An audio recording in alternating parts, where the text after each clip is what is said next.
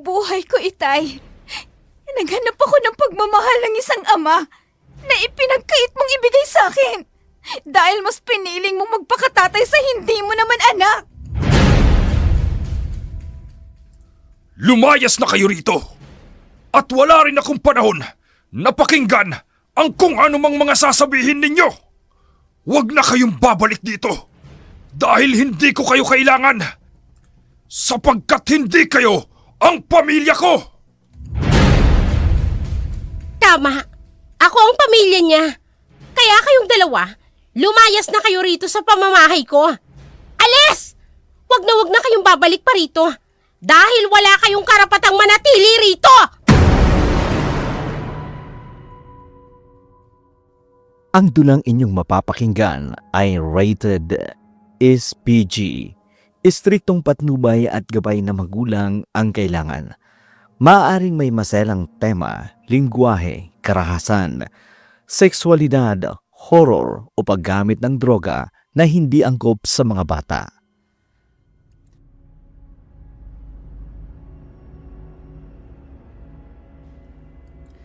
Magandang araw po sa inyo. Sa araw na ito, isa na namang naiibang kwento ang ating bibigyan ng buhay.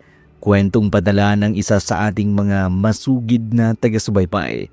Subalit ang mga pangalan, lugar, pangyayari ay sadya naming binago upang mapangalagaan ang mga tauhang sangkot. Bago tayo magpatuloy, isang mahalagang paalala lamang po ang video na ito. Eksklusibong pag-aari ng Dark Shadow 101. Mahigpit pong ipinagbabawal ang pag-re-upload o paggamit nito sa ibang channel nang walang pahintulot namin. Marami na po kasing channel ngayon ang nagnanakaw ng aming mga videos. Ang sinumang lalabag ay harap sa agarang copyright strike at posibleng permanenteng pagbura ng kanilang channel. Narito na ang ating dula.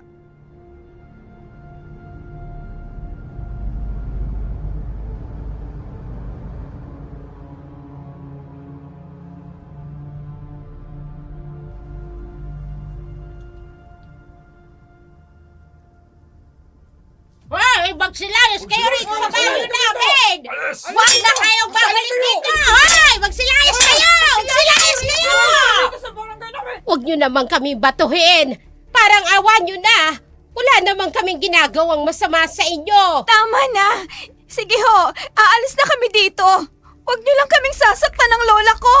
Magsilayas kayo rito! Mga lahi kayo ng mangkukulam! Apo, Alis! ano nang gagawin natin ngayon? Umalis na lang po tayo dito, Lola. Bago pa nila tayo tuluyang saktan. Umalis na po tayo. Pero saan naman tayo pupunta, Apo? Bahala na po, Lola. Ang importante po, makaalis tayo dito. Huwag na kayong babalik dito! Mga salot kayo! Salot! Tayo na po, Lola. Talagang hindi nila tayo titigilan. Bingi sila sa mga paliwanag natin, Miranda. Tama po kayo, Lola. Kaya tayo na ho. Umalis na ho tayo. Ay siya, sige, Apo. Magsilayas kayo rito! Kayo dito! Alis!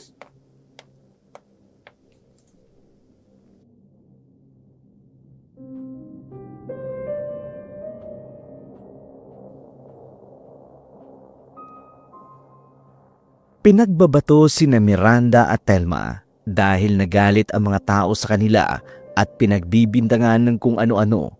Maraming nagsasabi na isang mangkukulam ang lola ni Miranda. Kahit wala namang matibay na basihan ang mga akusasyon. Nang hapon na, wala nang ibang mapuntahan ang maglola kundi ang bahay ng ama ni Miranda na matatagpuan sa kabilang baryo na kasalukuyan namang may panibagong kinakasama.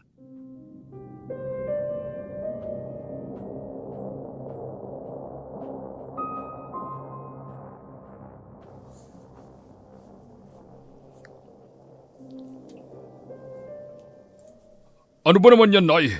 Bakit naman kayo dito pumunta sa bahay? Alam niyo namang ayaw ni Maricel na may nakikituloy dito sa amin. Hindi naman po kami magtatagal, Itay. Maghahanap din po kami ng malilipatan ni Lola Telma.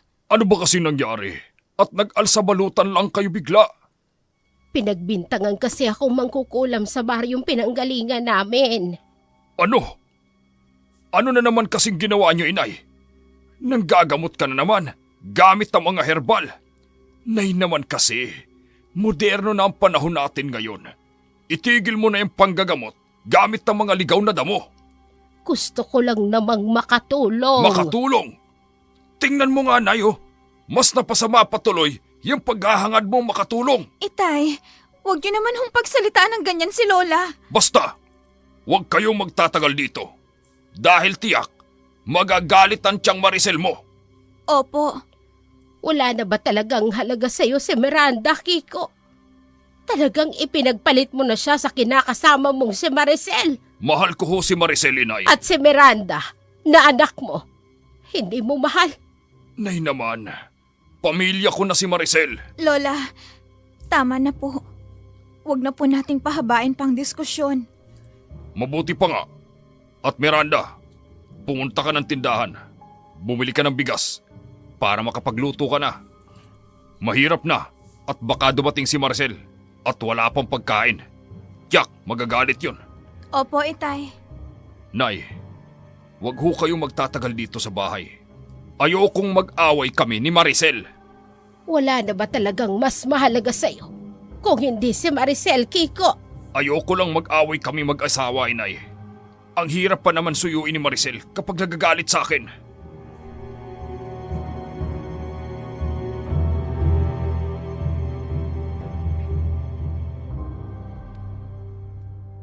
Masakit man sa loob, tinitiis na lamang ni Miranda ang mga naririnig niya mula sa kanyang ama sapagkat wala silang ibang mapupuntahan ng mga oras na yun. Maliit pa lamang siya nang iwan siya ng kanyang ina, kaya ang kanyang lola na si Telma ang nag-aalaga sa kanya. Samantala, mas naglaan ang kanyang ama ng oras at pagsisikap para sa anak nang bago niyang kinakasamang si Maricel.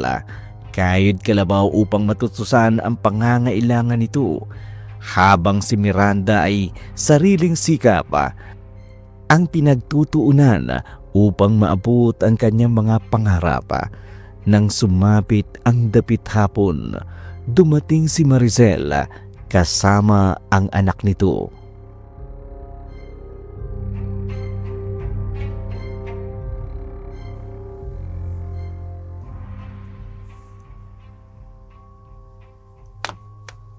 Kiko! Ano to? Bakit narito ang nanay mo at ang anak mo? Maricel, asawa ko. Hindi naman sila magtatagal dito.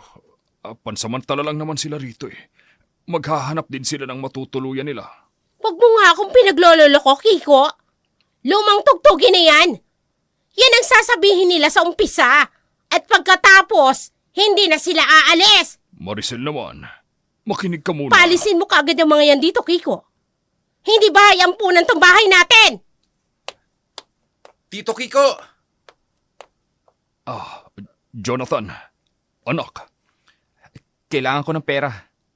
May kailangan kasi akong bayarin eh. Ha? Kabibigay ko lang sa'yo ng isang araw. Kulang yung 5,000 eh. May panibago akong bayarin. Bigyan mo ako ng pera. Pero Jonathan, Nayo, nagre-reklamo si Tito. Kiko, hindi mo ba talaga bibigyan ng pera si Jonathan? Kung hindi mo rin lang naman pala kayang tustusan ng pag-aaral ng anak ko, di sana, hindi ka na lang nangako na patatapusin mo siya ng pag-aaral. magbibigay naman ako eh. Magkano ba, anak?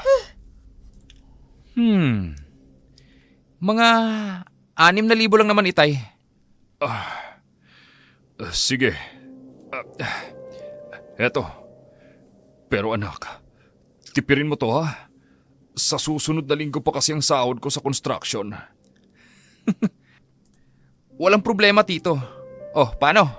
Alis na po ako. Bye, Nay! Jonathan, baka kung saan ka na naman magsususuot. Umuwi ka kaagad. Opo, Inay. Huwag po kayong mag-alala. Hindi ako aabuti ng umaga. O ba't? Ay, Oh, bakit Bakit naman ang lalim ng buntong hininga mo? Wala na akong pera, Maricel. Ibinigay ko na lahat kay Jonathan. O, hindi ko na problema yan. Eh di dumiskarte ka. Pero sumasakit na ang ulo ko kung saan ako pwedeng mangutang. Kagaya nga ng sinabi ko kanina, Kiko. Hindi ko na problema yan. Humingi ka ng pera dyan sa anak mo at nanay mo. Saan naman sila kukuha ng pera? Nakikituloy nga lang sila sa atin. Wala akong pakialam. Basta maghanap ka ng pera. Pagkatapos, palayasin mo na yung nanay at anak mo dito sa bahay. Naintindihan mo? Apo, Lola, nakakasama lang po ng loob. Nagpapakaama si tatay sa hindi niya naman anak. Ibinibigay niyang lahat ng pera para sa anak ni Tia Maricel. Tapos tayo, ayan, gusto nang ipagtabuyan. wala na tayong magagawa, Apo. Masakit man pero mas pinili ng tatay mong ibang tao kaysa sa atin na sarili niyang dugot laman. Huwag po kayong mag-alala, Lola. Bukas na bukas din po.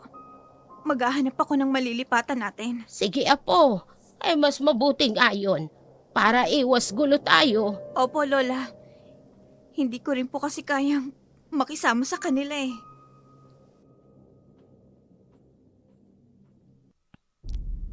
Naging magaan naman ang gabing yun para sa maglolang Miranda at Telma dahil hindi sumabay sa kanilang hapunan ang madrasa niyang si Maricel at ang anak nitong si Jonathan. Kinabukasan, nagsimula si Miranda na maghanap ng apartment na maaari niyang matuluyan. Sakto namang nakasalubong niya si Jonathan na noon ay papauwi pa lamang.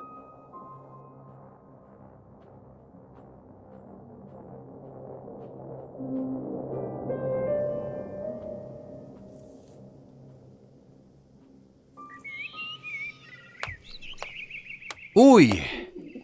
Ang stepsis ko pala to eh. Saan nang punta natin, sis, ha? Pauwi na ako. Pauwi ka na. Pauwi na rin ako eh. Sabay na tayo? Ano ba? Huwag mo nga akong akbayan. Ito naman oh. Masyadong mailap. Akbay lang naman eh. Ngayon lang kita napagmastang mabuti.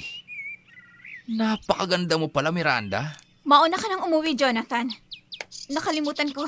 May pupuntahan pa pala ako. Sandali. Sandali lang. Saan ka pupunta, ha? Siguro, may katatagpuin ka, no? Ano? Wala ano? May kailangan lang akong puntahan. Samahan na kita. Huwag na sabi. At saka isa pa, bitawan mo nga ako. Bakit bang ilap mo sa akin? Step brother mo naman ako, ah. Dikit ka ng dikit eh. Pwede ba? Hayaan mo na lang ako. Nag-aalala lang naman ako sa'yo, eh. Miranda, alam mo, maraming tambay dito. Baka mamaya, makurso na daan ka. Ang ganda-ganda mo pa naman. Kaya kong sarili ko, Jonathan. Kaya pwede ba? Lubayan mo ko? Ang taray, ah. Yan ang gusto ko sa babae. Yung palaban at ayaw ng hinahawakan at palaging mailap. Lasing ka ba? Bakit ganyan ang asta mo? May hangover lang. Nitong gabi pa kasi ako umiinom eh.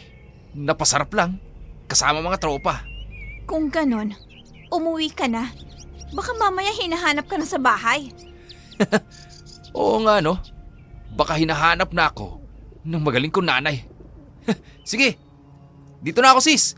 Kita na lang tayo mamaya sa bahay ah. Uwi ka ng maaga.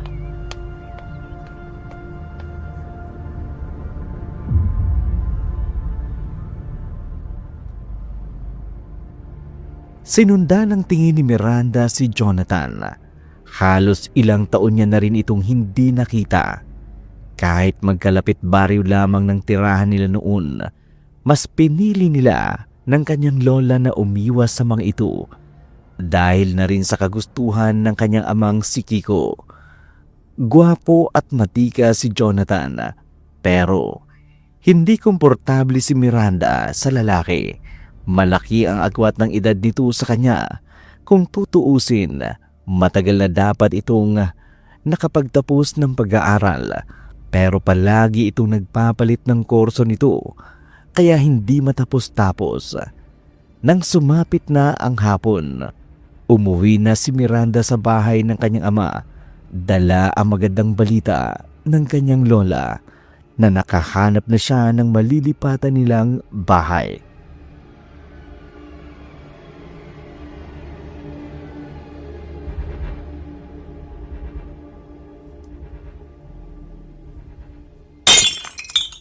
Ang tanda-tanda mo na, magnanakaw pa rin. Makati pa rin yung kamay mo. Wala naman akong ninanakaw. Anong wala? Ikaw lang naman ang naiwan dito sa bahay. Tapos nawawala ang pera ko? Anong nangyayari dito? Teka, bakit mo sinasaktan ng lola ko? Miranda, apo. Mabuti naman at dumating ka na, Miranda. Yang lola mo, magnanakaw. Ang kapal ng mukha. Pinatira na nga kayo rito sa bahay. Tapos magagawa niyo pa akong pagnakawan. Magnanakaw? Hindi magnanakaw ang lola ko. Ano hindi? Ninakawan niya na nga ako. Tapos igigiit mo pa rin na hindi. Apo, wala naman talaga akong ninanakaw. Hindi ko magagawa ang bagay na yan. Tumahimik ka na. Ang tanda-tanda mo na sinungaling ka pa rin. Hindi sinungaling ang lola ko. At kahit kailan, hindi ko siya nakitang nagnakaw ng hindi sa amin. Ha? At talagang magkakampihan pa kayong maglola, ha? Maricel! Inay! Ano nangyayari? Mabuti naman at dumating ka na, Kiko. Yang nanay mo, ninanakawan ako ng pera. Ano? Kiko, hindi naman totoo yan. Kahit kailan hindi ko magagawang magnakaw. Nanay mo ko. Alam mo yan, pinalaki kita ng tama. Ano, Kiko? Paniniwalaan mo yung nanay mo? Nay, ibalik niyo na lang po yung ninakaw ninyo. Itay, talaga bang mas pinaniniwalaan niyo si Tia Maricel? Hindi ko akalain na magagawa mo ito sa akin na sarili kong anak. Para wala na pong gulo. Nay, ilabas niyo na po. Wala akong ninakaw. Kahit bigain niyo ako rito, wala akong ninakaw. Huwag ka na nga mag-inarting matanda ka. Halika nga rito. Ang buhok ko! Bitawan mo ko, Maricel! Bitawan mong lola ko! Aray ko! Walang iya kang babae ka. Sinubunutan mo ko! Miranda, bitawan mo ang tiyang Maricel mo! Tay, sinampal niyo ho ako. Oo, dahil wala kang karapatang saktan ng tiyang Maricel mo! Wala ho akong karapatan na saktan siya. Pero kami ni Lola, ayos lang nasaktan niya. Itay, sumusobra na po kayo. Pamilya ko siya, Miranda! Tama! Ako ang pamilya niya. Kaya kayong dalawa, lumayas na kayo rito sa pamamahay ko. Alis! Huwag na huwag kayong babalik rito dahil wala kayong karapatang manatili rito. Hindi ko akalain. Magagawa mo ito sa amin, Kiko. Kami na sarili mong dugo at laman. Inay, Miranda, umalis na kayo rito. At huwag niyo nang guguluhin ulit ang pamilya ko. Buong buhay ko, Itay. Naganap ako ng pagmamahal ng isang ama na ipinagkait mong ibigay sa akin. Dahil mas pinili mong magpakatatay sa hindi mo naman tunay na anak. Ay, naku, tama na nga ang kadramahan mo, Miranda. Umalis na kayo dito ng lola mo. Dahil kami ng pamilya ng tatay mo. Kahit maglupasay ka pa dyan, wala ka nang magagawa pa. Eh di kung gusto mo, hanapin mo yung nanay mong umabando na sa'yo. Talaga pong aalis kami dito dahil hindi po namin kayang sikmurain ang napakasama ninyong ugali. Ang masasamang taong katulad ninyo, lalo ka na, Itay! Ang dami-dami kong gustong sabihin sa'yo na mga masasamang salita. Pero sa tingin ko po, kahit masasamang salita, hindi po nararapat sa isang walang kwentang amang katulad mo! Lumayas na kayo rito. At wala rin akong panahon na pakinggan ang kung anumang mga sasabihin ninyo. Huwag na kayong babalik dito. Dahil hindi ko kayo kailangan. Sapagkat hindi kayo ang pamilya ko. Oh, ano pang hinihintay ninyong maglola? Alis na! Lumayas na kayo rito! Halika na po. Umalis na tayo rito. Sige po, Lola. Tayo na po. Wag na kayong babalik dito. Dahil ayoko makita ni anino ninyong maglola. Ayan! Ayan ang mga gamit ninyo! Pwede mo namang ibigay sa amin ng matiwasay. Pero bakit kailangan mo pang itapon sa bakura ng mga gamit namin, Kiko? Huwag na po kayong magtanong pa sa kanya, Lola. Ulutin na lang po natin ang mga gamit natin. At umalis na po tayo sa bahay na to. Yan ang nababagay sa inyo, mga puiset!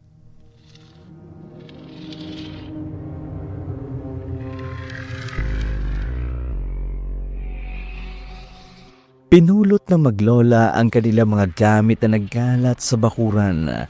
Kaagad namang dinala ni Miranda ang kanyang lola sa maliit na apartment na kanilang tutuluyan. Awang-awa si Miranda sa kanyang lola na umiiyak at halatang labis na nasaktan sa ginawa ng kanyang sariling anak. Samantala, pilit namang tinatatagan ni Miranda ang kanyang loob. Ayaw niyang makita ng lola niya na mahina siya at mas nasasaktan pa ito dahil sa kawalang hiyaan ng kanyang ama at madrasta.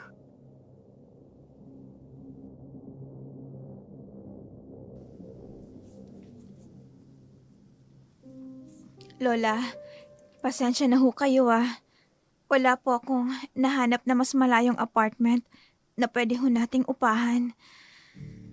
Ayan tuloy. Ang lapit lang natin sa bahay ni Itay. At nang walang hiyang si Tia Maricel. Iiwas na lang tayo sa kanila, Apo. Sisikapin natin na huwag mag-cross ang landas natin at ang pamilya ng tatay mo. Hindi ko siya mapapatawad sa ginawa niya sa'yo, Lola. Sumusobra na sila. Hayaan mo na, Apo. At pasensya ka na rin. Hindi man lang kita na ipagtanggol kanina. Lola, ako nga po ang dapat na humingi ng sorry. Dahil iniwang kita kanina sa bahay na yun. Alam ko naman na sinadya ni Tia Maricel na pagbintangan ka para mapaalis tayo. Napakasama talaga ng ugali ng babaeng yun. Hindi ko alam kung bakit nagustuhan siya ng tatay mo. Maganda ho kasi. Walang silbi ang ganda kung pangit ang pag-uugali, Apo. Dahil ang ganda ay kumukupas, pero ang kagandahan ng ugali at asal ay hindi. Hayaan na po natin sila, Lola. Ang mahalaga po ngayon, nakaalis na tayo sa bahay nila. Ano na ang balak mo ngayon, Apo? Medyo malaking gastusin natin dito sa apartment na ito. Hindi na ho problema yun, La. Dahil natanggap na po ako sa trabaho. Eh, talaga ba, Apo? Makakapagturo ka na. Opo, Lola. Sa tagal kong inantay, sa wakas ho, makakapagturo na rin ako. At ang kagandahan pa dito, Lola, dito rin ako na-assign. Sakto, kasi may bakante. Dahil nagpa-transfer yung isang teacher at mabuti na rin lang ho at na-approve. Hoy, mahal nga tayo ng Panginoon, Miranda. Dahil hindi niya tayo tuluyang pinabayaang maglola. Opo, Lola. Nalulungkot man si Miranda dahil sa ginawa sa kanila ng kanyang ama at madrasta. Napalitan naman ito ng tuwa nang malaman niyang sa wakas makapagtatrabaho na siya bilang isang public school teacher. Medyo matagal siyang naghintay bago tuluyang makapagturo.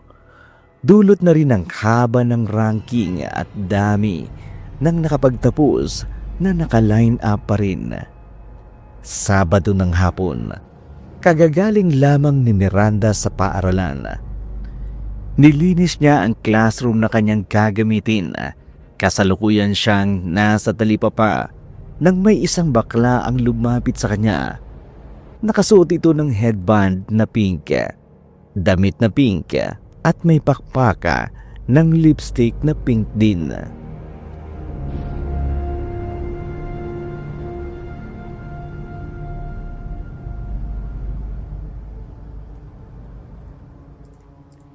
Miss? Excuse me? Bakit? Ano yun? Ikaw yung anak ni Mang Kiko, di ba? Yung anak niya, Sa una niyang asawa. Ako nga. Ako si Toti. Ako ang bago nilang helper. Helper? Helper ba? Katulong nila ako sa bahay. Kumuha sila ng katulong sa bahay? Wala namang ginagawa sa maghapon si Tia Maricel. Hindi ko nga rin alam, miss. Pero masaya na rin kami kasi kailangan ko rin ng trabaho. Pero alam mo, naawa ako sa tatay mo, girl. Walang habas ang pagtatrabaho sa construction. Malaki naman siguro ang kita ni tatay. Foreman siya eh. Siguro. Pero halos wala namang natitira. Dahil pinag-aaral niya din yung anak ni Aling Maricel. Ikaw ba? Pinag-aaral ka rin ba ni Mang Kiko? Hindi. Ang lola ko ang nagbanat ng buto para makapagtapos ako. Ni Singkong Tuling. Wala akong nahita sa tatay ko. Ay, sorry po. Hindi ko knows. Okay lang. Paano? Mauna na ako. Uy, sandali lang naman po, miss. Pwede ba akong tumambay sa inyo minsan? Kasi alam mo, ang gulo dun sa bahay eh. Palagi sila nag-aaway ng tatlo. Ang sakit sa ulo, te. Ay, pwede naman. Kapag wala akong trabaho. Naku, salamat po. Ay, saan ka ba nakatira ngayon, te? Sa paupahan ni Mang Ernesto. Ay, malapit lang pala. Ilang bahay lang ang pagitan natin. Oo nga eh. Wala kasi ako nahanap na ibang bakante. Sige Toti. Kailangan ko nang umuwi. Baka nag-aalala na sa akin si Lola. Bye!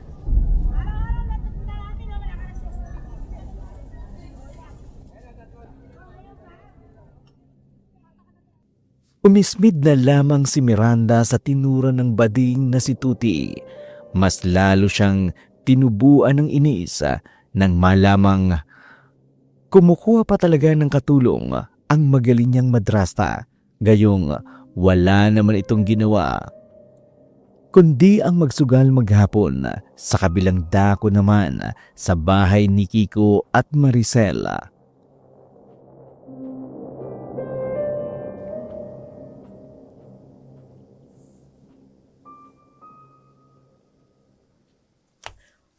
Ano ba naman?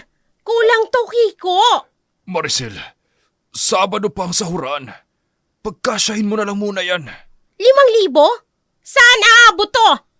Marami akong gustong bilhin. Tapos ang ipangbabayad ko pa kay Toti bilang sahod niya. Bakit ka pa kasi kumuha ng katulong? Ay ano bang gusto mong mangyari? Ako ang maganda ko ba sa paglilinis dito sa bahay? Maglaba, magluto, ganon? Kiko, ayokong malosyang. Maricel, wala namang problema sa akin kung ano pang maging itsura mo. Ay, di sa'yo walang problema. Pero sa akin meron. Sana pala, hindi ko na lang pinalayas yung maglolang yon. Sana sila na lang ang ginawa kong katulong dito sa bahay. Maricel naman. Ano? Buboses ka na, ha? Bumuboses ka na? Kakampihan mo yung anak mo at yung nanay mo? Magsabi ka lang. Dahil palalayasin kita ngayon din. Wala naman ako sinabi. Mabuti. Basta tandaan mo, ha? Etong perang ibinigay mo sa akin ngayon. Kulang to. Dagdagan mo pa to. Sige, didiskarte ako. Mabuti naman. At siya nga pala si Jonathan. Baka humingi din sa'yo ng pera. Pero kabibigay ko lang sa kanya. Bigyan mo na lang. Pwede? Anak ko yun eh. Para wala tayong problema, Kiko. Ay, sige. Bibigyan ko siya kapag humingi siya sa akin. Mabuti naman. Siya nga pala. Aalis na muna ako. Kung gusto mong kumain, utusan mo na lang si Toti. Aalis ka na naman? Magkagabi na. Ano? Pagbabawalan mo na naman ako. Eto na nga lang yung kaligayahan ko eh. O sige. Basta, umuwi ka kaagad. Oo na. Siya sige na. Aalis na ako.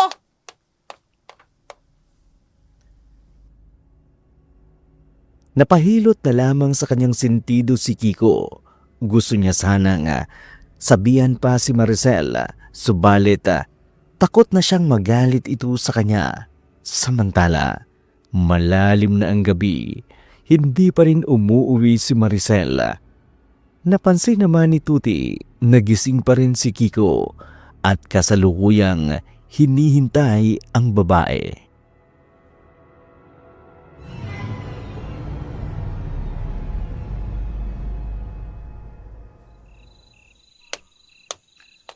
Mang Kiko, ipinagtimpla ko po kayo ng kape. Salamat, Toti. Nasa na kaya si Maricel? Mag-aalas 12 na ng gabi. Wala pa rin siya. Baka po napasarap ng kwentuhan at ng mga kabarkada niya. Siguro nga. Mang Kiko, Bakit, Toti? nakita ko po yung anak niyo kanina. Si Miranda po. Ha? Ang ganda-ganda po ng anak ninyo. Tiyak na malapit lang po sila dito nakatira. Doon po sa paupahan ni Mang Ernesto. Hindi pala sila tuluyang umalis dito sa Baryo Marupit. Hindi po. Tsaka, alam niyo po, teacher na pala siya. Ha? Nakapagtapos siya ng pag-aaral? Ay, hindi niyo po alam? Magtatanong ba ako kung alam ko? Ay, sorry po. Iwan mo na ako dito, Toti. Gusto ko mapag-isa. Sige po. Matutulog na rin po ako, Mang Kiko. Maaga pa po kasi akong gigising bukas upang mamalengke sa talipapa. Sige. At hihintayin ko na rin si Marcel. Okay po. At Toti, Po. huwag mo na sanang mababanggit sa pamamahay ko ang tungkol kay Miranda at sa nanay ko. Ano po? Nauunawaan mo ba? Opo. Naunawaan ko po. Mabuti naman. Sige na, iwan mo na ako. Okay po. Ay, grabe naman. Ganun niya ba kahit yung anak niya? At yung nanay niya? Ang lala naman itong si Mang Kiko. Hindi makapaniwala si Tuti sa ugali ni Kiko. Parang gusto nitong tuluyang burahin ng anak at ina nito sa bahay niya.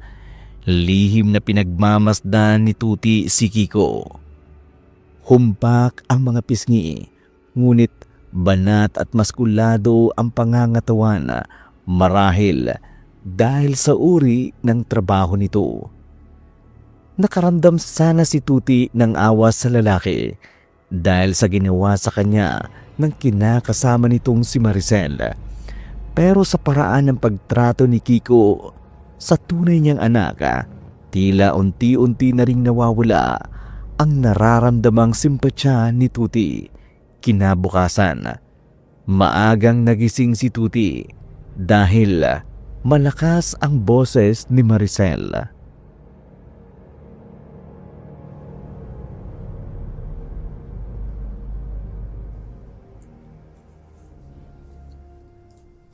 Toti! Ano? Patapos na ba yung niluluto mo? Gutom na ako.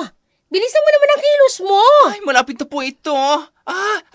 Heto po yung kape at pandesal. Pagtsatsagaan ko na lang muna ito. Wala bang peanut butter dyan? Wala na po eh. Inubos na po ni Kuya Jonathan. Ay, kahit kailan talaga itong si Jonathan, oo. Ay, siya nga pala. Binigyan ka na ba ni Kiko ng pera para sa pamalengke mo? Opo. Magkano? 2,000 lang po. 2,000? Yun lang? Ang liit naman. Nakakainis talaga, oo. Akin na yung 1,500. Po? Ay naku, paano na po yung pamamalengke ko ngayon? Pagkasyahin mo na lang yung natitirang 500. Ay, sus Mariosep. Saan naman po aabot yung 500? Ano pang tinutunganga mo dyan? Akin na yung pera at aalis ako. Hinihintay ako ng mga tao sa bingguhan. Ay, sige po. Ito na po yung pera. Bilis! Good morning, people! Nay, anong ulam? At saan ka na naman galing? Inumaga ka na naman ng uwi. Diyan lang sa mga barkada ko, inay. Balik nga ako sa maganda kong nanay. Huwag ka na magalit sa akin. Tigilan mo nga ako, Jonathan. Siguro inubos mo na naman yung perang binigay sa'yo ni Kiko, ano? Siyempre, nagkayayaan yung barkada sa inuman eh. Alangan namang hindi ako magbigay ng ambag. Mahirap na. Baka mamaya, balagbagin ako ng mga gagong yun. Kapag nainis ako sa'yo, ikaw ang babalagbagin ko ng buwisit ka. Puro ka nalang barkada. Huwag ka na magalit, nay. Andito na nga ako. Uy, Toti! Good morning! Good morning din po, Kuya Jonathan. pagtimpla mo nga ako ng kape. Tapos tong pandesal, dagdagan mo. Opo. Siya nga pala, Nay. Kailangan ko ulit ng pera. Wala akong pera dito. Kung gusto mo, manghingi ka kay Kiko. Okay, no problem. Alam ko naman na bibigyan ako ng magaling kong padrasto ng pera. Jonathan, pumirmi ka dito sa bahay. Hindi yung kung saan-saan ka pumupunta. Ito talagang nanay ko. Masyadong mabunganga. Yaan yun lang ako kung saan ako pupunta. Malaki na ako at may sarili na akong disposisyon sa buhay. Walang hiyang to. Kung sapaking kitang buwiset ka.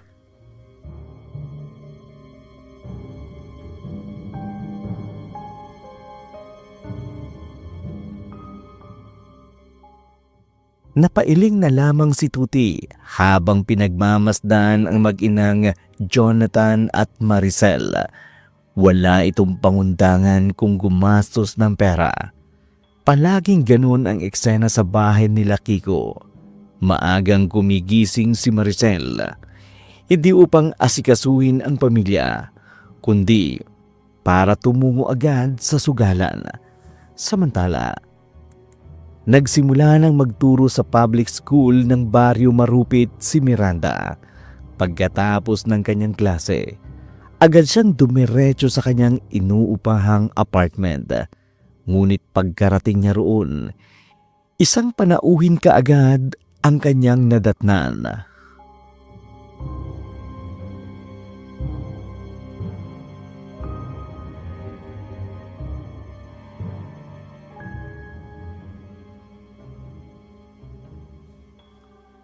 Ma'am Miranda, mabuti naman at narito ka na.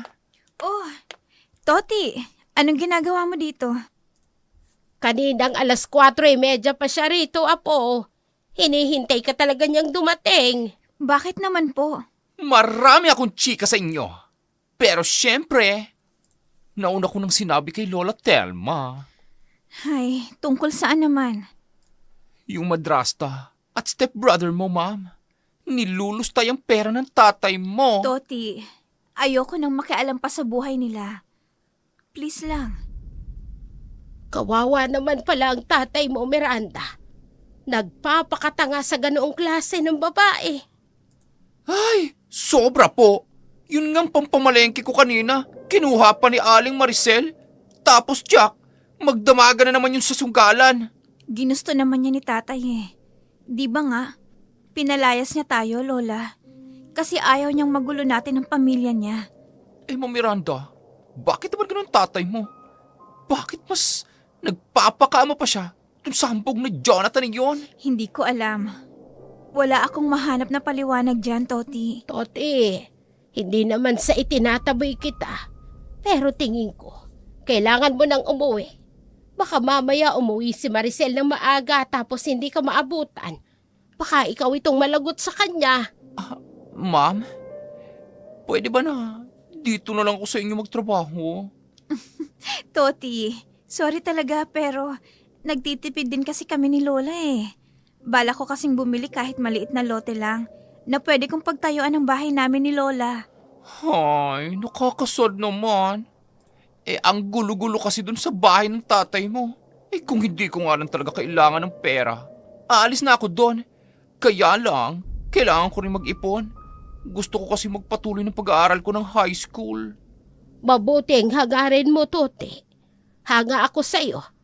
Kapag kailangan mo ng tulong, huwag kang mag-aatubiling pumunta dito. Ay, salamat po, Lola Thelma. Umuwi ka na, Toti. Baka tama si Lola. Baka umuwi ng maaga si Aling Maricel. Malagot ka pa. Sige po, uwi na ako. Pero, babalik po ulit ako, ha? Oo naman. Ay walang kaso sa amin yon. Pero ngayon, kailangan mo nang umuwi. At baka malaman nilang nagpupunta ka dito sa amin. Simula nang dumalaw si Tuti sa kanilang apartment, mas naging madalas na ang kanyang pagpuslit upang ikwento ang kaganapan sa bahay ni Kiko at Maricel. Hinahayaan na lamang ito ni Miranda, lalo na't nakikita niyang si Lola Telma patuloy na nag-aalala sa kalagayan ng anak nitong si Kiko. Sa kabila ng matinding pagtataboy na ginawa nito sa kanila noon, sa kabilang dako naman, isang araw, galit na umuwi si Maricel mula sa pasugalan.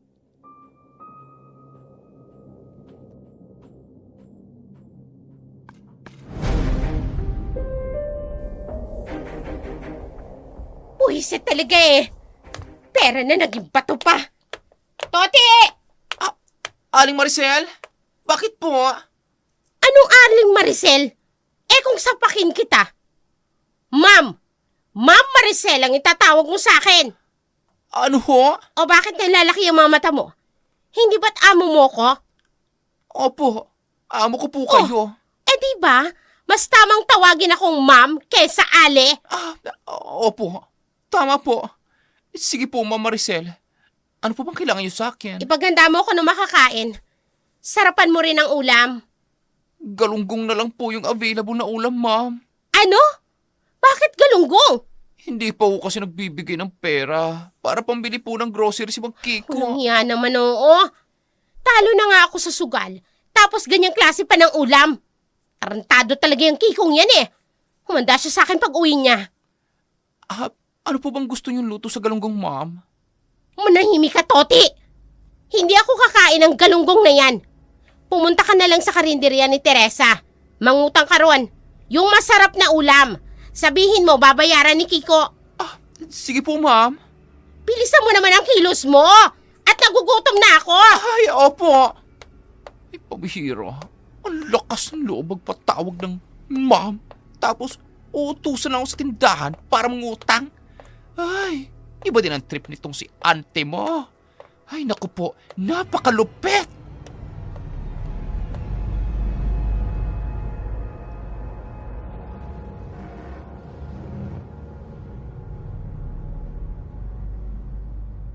Napailing na lamang si Tuti. Hindi niya din kasi kinaya ang kasamaan ng ugali ni Maricel. Pagkatapos mangutang ni Tuti sa karinderya ni Teresa, kaagad naman siyang umuwi. Sakto namang umuwi ng anak ni Maricel na si Jonathan.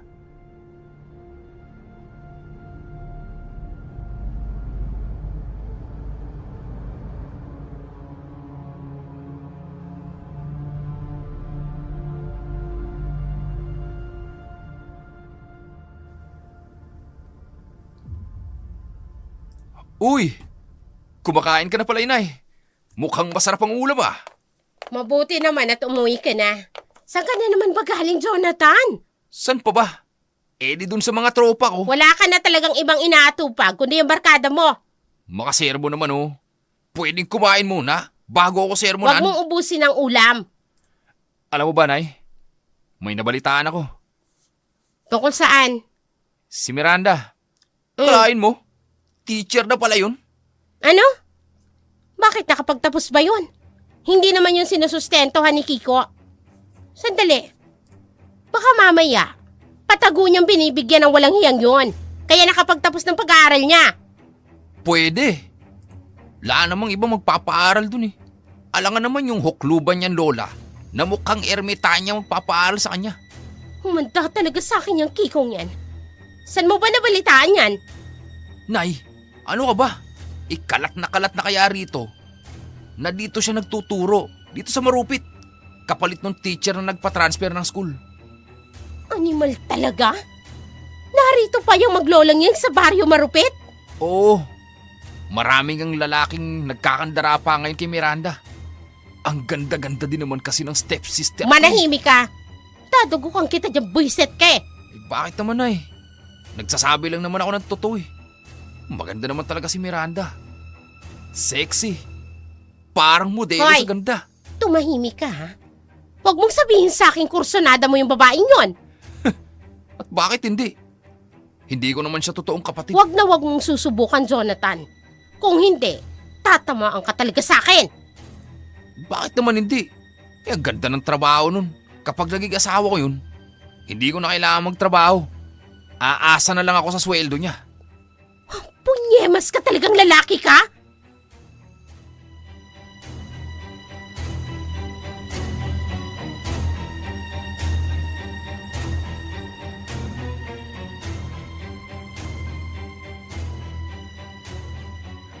Nanlaki ang mga mata ni Tuti sa narinig niya. Hindi niya akalain. May lihim palang pagnanasa si Jonathan kay Miranda.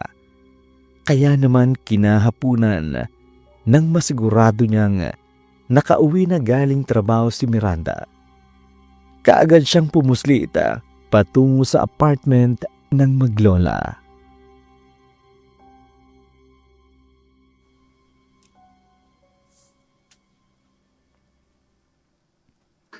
Totoong sinasabi ko, ma'am. Ay, nakakadiri si Kuya Jonathan. Gwapo sana. Kaso, manyak naman. Toti, Ate Miranda na lang ang itawag mo sa akin. Ah, okay po, ate. Pero maniwala ka sa akin. Narinig ko sila. Malinaw pa sa sikat ng araw.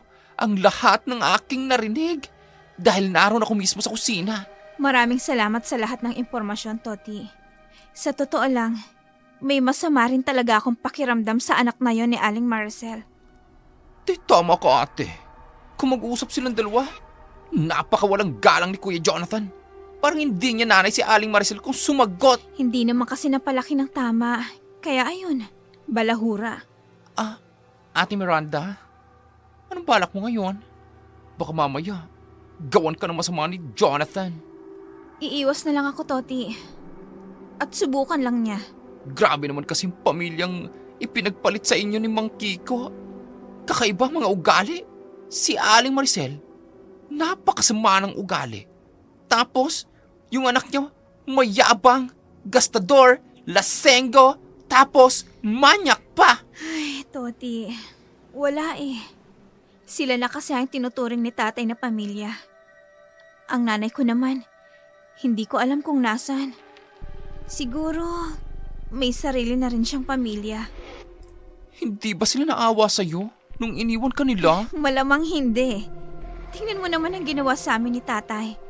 Pinalayas niya kami para hindi sila tuluyang mag-away ni Aling Maricel. Parang ayoko nang umuwi sa bahay na yun. Ang gulo kasi. Ang ingay-ingay pa. Walang araw na hindi sila nagbabangayan.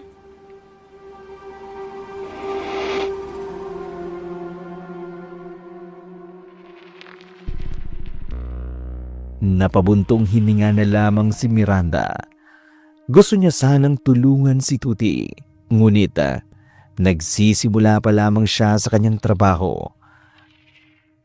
At may mahalagang pinaglalaanan para sa kanila ng kanyang lola. Kinagabihan, umuwi si Kiko. Agad siyang sinalubong ng pagbubunganga ni Maricel.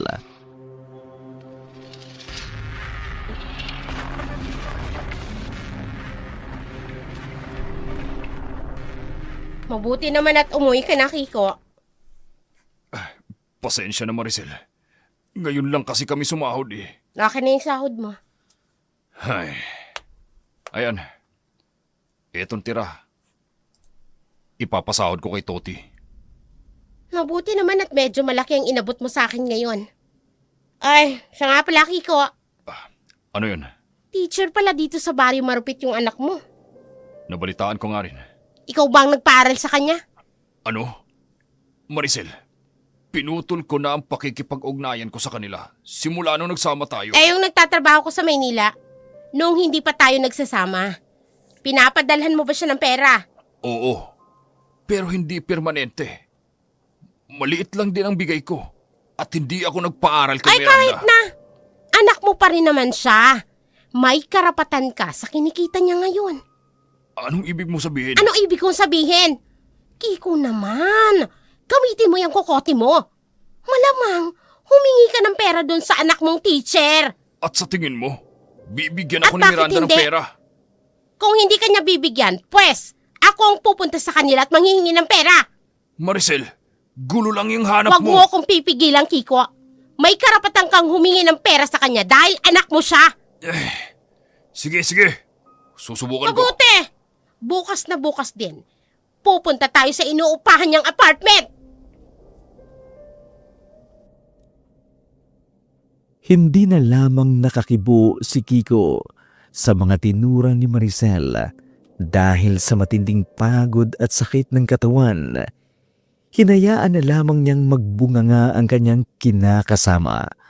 Kinabukasan, tulad ng sinabi ni Maricel, pumunta nga sila sa paupahang tinitirahan ni Miranda at Telma. Laking gulat naman na maglola nang mabungaran ang dalawa.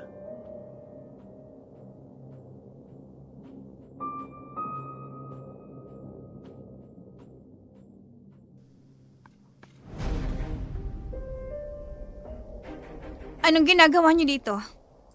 Oo ga. Anong masamang hangin ang nagdala sa inyo rito? Narito kami. Kasi nabalitaan namin. Teacher na pala itong apo mo. Ano naman sa inyo ngayon? Nagsumikap si Miranda para makapagtapos at makamit ang mga pangarap niya. Diretsahin niyo na lang kami. Ano bang kailangan niyo? Gusto kasi ni Maricel na humingi ng pera sa'yo dahil may karapatan naman kami, lalo na ako, dahil tatay mo ako. Ang kapal naman ng pagmumukha ninyo! At bakit? Totoo naman, may karapatan si Kiko dahil anak niya si Miranda. Kaya't may karapatan siyang humingi ng pera sa anak niya. Matapos nang hindi magpakaama sa akin? Ha? Ba't mayabang ka? Totoo naman ang sinasabi ko Kanina niya ba inilaan ang lahat ng pera at sakripisyo niya? Di ba sa inyo ng anak mo? Tapos ngayon, na may sarili na akong kita, gusto niyo kahati pa rin kayo? Saan niyo pinupulot ang kakapalan ng pagmumukha ninyo? Ang sama ng ugali mong babae ka? Tatay mo pa rin siya. Ama ko siya, oo. Pero hindi siya nagpakaama sa akin. Maiintindihan naman siguro ng Diyos kung bakit malaki ang hinanakit ko sa tatay ko. May karapatan pa rin akong humingi ng pera sa'yo, Miranda. Dahil nagpapadala rin ako sa'yo ng pera nung maliit ka pa. Dahil obligasyon mo yun, Itay.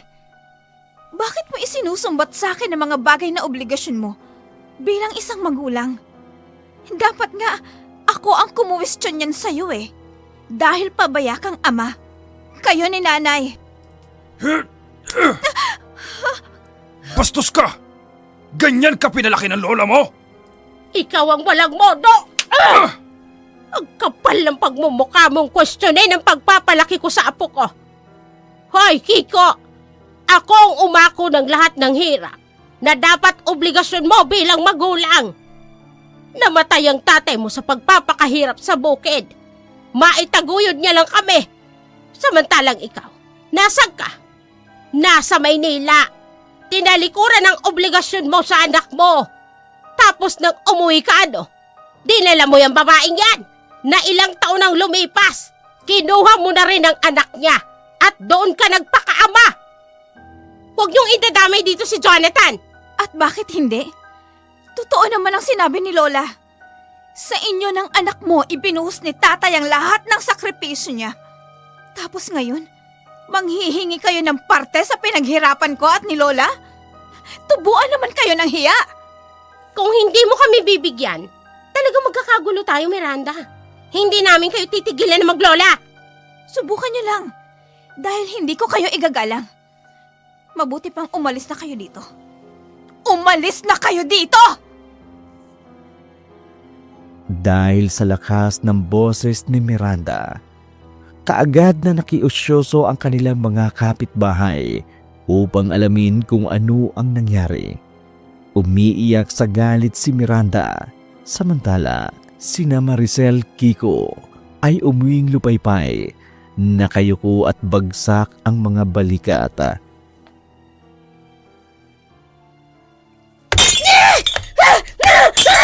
Walang hiya yung anak mo, Kiko! Ang yabang-yabang na! Porkit maipagmamalaki na!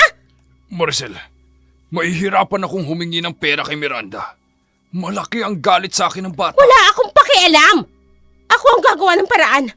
At kapag patuloy pa rin siyang nagmatigas, talagang guguluhin ko ang buhay nila maglola! Susubukan ko ulit silang kausapin. Baka sakaling lumambot ang loob sa Huwag akin. na! Ako nang bahala dyan sa nanay mo at dyan sa anak mo! Ikaw ang bahala. Siya nga pala. Nasaan si Jonathan? Hindi ko yata siya nakita simula nung pag-uwi ko. Hindi ko alam. Hayaan mo yon. Uuwi din yon. Kailan ba siya makakapagtapos ng pag-aaral? Pangatlong palit niya na ng kurso ngayong taon.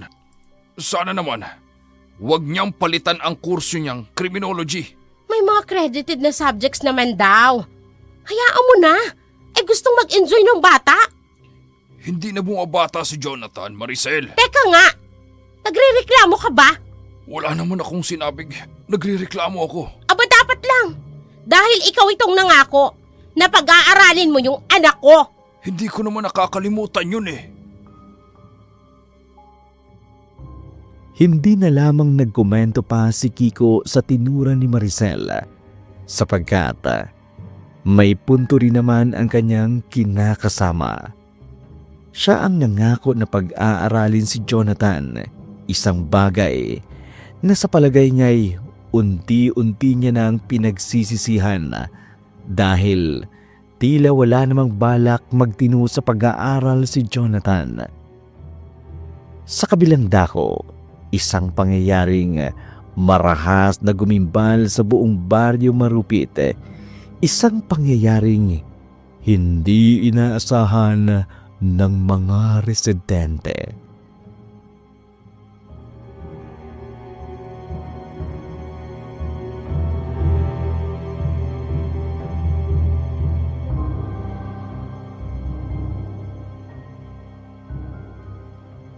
Ay, Diyos ko, kawawa naman ang anak ni Mang Ernesto. Ay, grabe oh. Sino kayang walang Ano kaya hiyang nangyari ginawa to, niya? no? Ay, naku. Sobra. Ay, sobra talaga nakakaawa. Lola, ano hong nangyayari? Bakit nagkakagulo ang mga tao sa labas? Si Norman, yung anak ni Ernesto, natagpo ang patay. Ay pinagsasaksak at walang lamang loob. Ay, Diyos ko. Kailan lang ho ito, Lola? Nakita ko pa lang si Norman kahapon. Ang sabi ni Ernesto, hindi na raw nakauwi si Norman kagabi. Kaya ang hinala nila, baka kagabi rin nangyari ang krimen. Napakawalang awa naman ng pumatay kay Norman, Lola.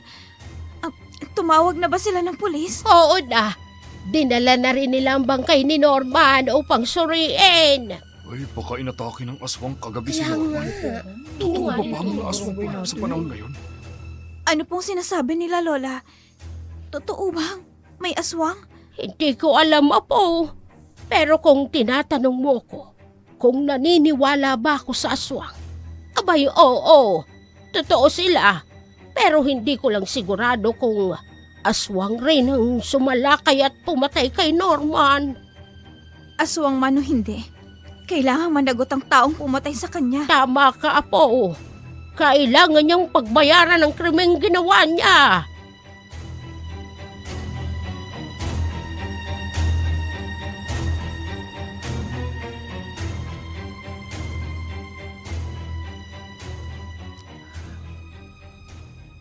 Naging maugong sa baryo Marupit ang balita tungkol sa kagimbal-gimbal na pagkamatay ng anak ng may-ari ng paupahang apartment ni na Miranda.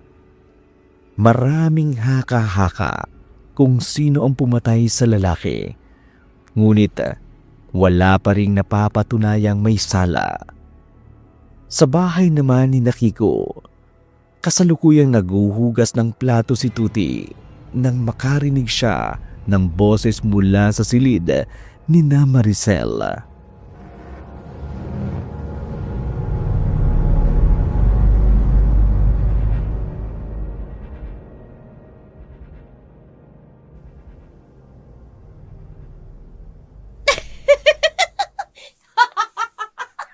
Ano ba? Ikaw talaga eh. Ano ba? Huwag sabi dyan. Alam mo naman, may kiliti. Oh, may kiliti ako dyan. Alisin mo. Ano ba? Hilayo mo. Huwag may dikit. Ay, teka. May kasama sa kwarto niya si Aling Maricel. Pero sa pagkakaalam ko, wala naman si Mang Kiko. Kung ganon, sino ang kasama niya dyan sa loob ng kwarto nila? Hala!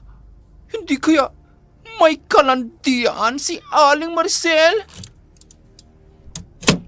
Ay, ayun. May narinig akong pagbukas ng pinto.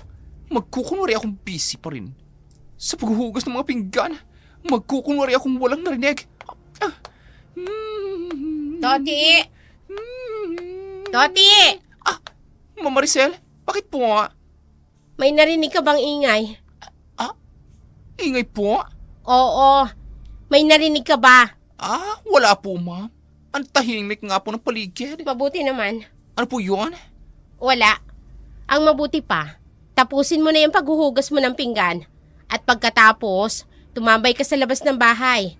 Kapag nakita mong paparating na si Kiko, tawagan mo ko. Sige po.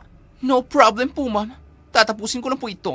Bilisan mo, huwag kang babagal-bagal. Ay, opo. Bibilisan ko na po. Diyan ka na nga. Hoy, Toti, yung inuutos ko. Opo, ma'am. Oy, mas mga kutob ko rito. Mukhang nagpapakamot ng kifi si Aling Maricel sa ibang sponge. Ay, kaloka. May edad na, kumekeringking pa. Pero susundin ko na lang ang pinag-uutos niya. Magkukunwari na lang akong walang narinig na kahit ano. Mukhang kahit ano sumbong ko kay Mang Kiko. Parang hindi niya naman ako paniniwalaan. Katulad ng ipinag-utos ni Maricel, sinunod naman ito ni Tuti. Nang makita niyang paparating si Kiko galing sa trabaho, agad niyang tinawag si Maricel. Pagkatapos, mabilis na pumuslit si Tuti upang magtungo sa apartment ni na Miranda at magsumbong tungkol sa kanyang hinala. Ngunit katulad ni Tuti, naisip din ni Miranda na kahit mangialam sila, malamang hindi naman sila papanigan o paniniwalaan ni Kiko. Samantala, kinabukasan, Lunes ng hapon, habang pauwi si Miranda, nasalubong niyang isang tao na pilit niyang iniiwasan.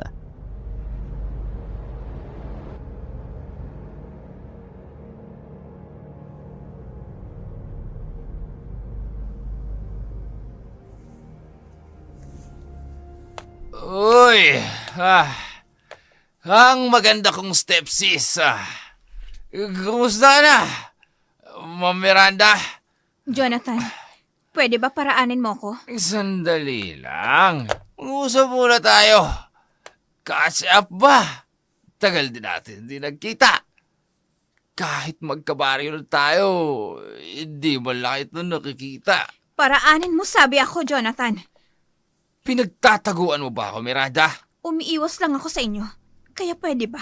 Paraanin mo ko. Sandali lang sabi. Ano ba? Bitawan mong braso ko! Tama na! Ang sabi nila, ang ganda-ganda mo, Miranda. Taka kasi ng nanay ko eh. Pinalis pa kayo sa bahay. Bango-bango mo. Ano ba? Huwag mo ang inaamoy ang leg ko. Bastos ka! Tinulak mo ako!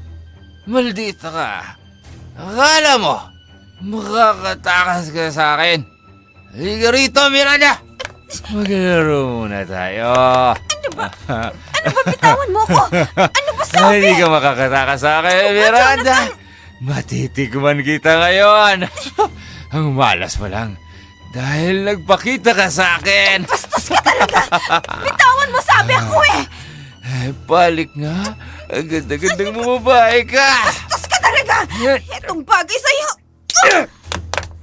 Punyabas! Sipa mo ko sa harapan ko! At sakit! Ako. Tulong! Tulungan niyo ako! May manyakis dito! Tulong!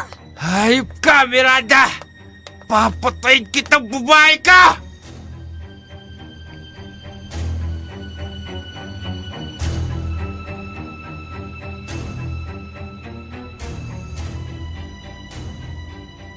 Nakatakas si Miranda mula sa kamay ni Jonathan.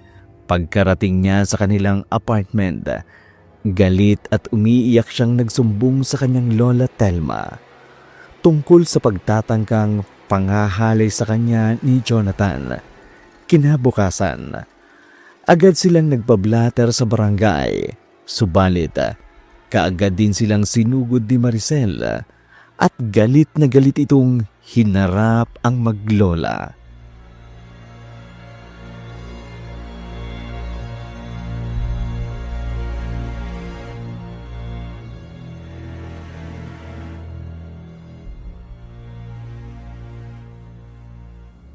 Mga walang hiya talaga kayo! Lalo ka na, Miranda! Gusto mo pa talagang siraan yung anak ko? Hindi sinisiraan ng apo ko ang anak mo. Ikaw, napakakonsentidor mong magulang. Hindi manyaki si Jonathan. At hindi niya naman pagtatangkaan itong si Miranda. Ang dami mga babaeng nagkakandara pa kay Jonathan. Mahiya ka naman, Miranda! Ikaw ang mahiya! Dahil nagpalaki ka ng isang manyakis na anak? Anong klaseng ina ka? Kung may konsentidor man dito, ikaw yun. Kaya pwede ba, Aling Maricel? Umalis ka na dito. Dahil kapag hindi ako nakapagtimpe, baka mapatulan kita. Ah, talagang maldita ka? Bakit? Anong gagawin mo, ha? Sasaktan mo ko? Pwes, halika. Magsakitan tayong dalawa. Halika rito. Halika. Bitawan mo ako! Bitawan mo ang apo ko, Maricel. Mga kapitbahay, tulungan niyo kami. Sinugod kami ni Maricel. Binabitiwan mo ako! Rico, hayop kang babae ka. Talagang lumalaban ka, ha? Oo! Dahil hindi ka naman karapat-dapat na igalang. Ako na nga tong pinagtangka ng masama ng anak mo. Tapos, ikaw pa tong may ganang manugod dito at saktan ako? Hindi sabi manyakis ang anak ko. Masyado ka lang desperadang babae ka. Hindi ako desperada. Hindi ako katulad mong pumapatol sa may asawa at umastang asawa. Ha? Ano? Pinapalabas mong kabit ako? Bakit hindi? Pumatol ka sa tatay ko. Kahit kasal siya sa nanay ko. Matagal na silang hiwalay. Simula nang iwanan niya si Kiko. Ganun pa rin yun. Hindi ka pa rin legal na asawa. Ha? Ganon? Hindi pala, ha? Walang iya akong babae ka. Ano ba? Miranda! Maricel! Tama na yan! Halika rito. Walang iya ka. Hindi ka natitigilan. Papawisan ka. Hindi ako kapal. Hindi! Ay, mabuti naman. Narito ka, Kiko. Awatin mo ang baliw na babaeng yan. Sinasaktan niya si Miranda. Samantalang ang anak niyang si Jonathan, pinagtangka ang gasain si Miranda. Ano? Totoo ang sinasabi ko. Maricel! Tumigil ka na! Bitawan mo na si Miranda! Kiko, ha? Narito ka? Oo. Sinabi sa akin ni Toti na sumugod ka raw dito. At ano tong sinabi ni nanay na pinagtangka ang gahasain ni Jonathan si Miranda? Hindi totoo yan, Kiko. Itong malandi at maldita mong anak, pinapalabas.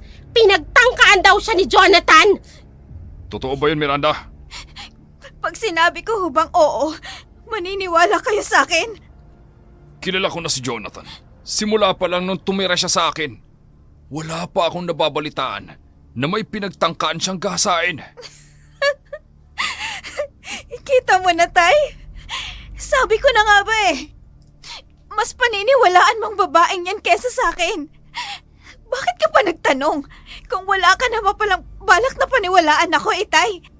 Dahil totoo naman kasi na sinungaling ka. Akala mo naman maniniwala sa'yo si Kiko.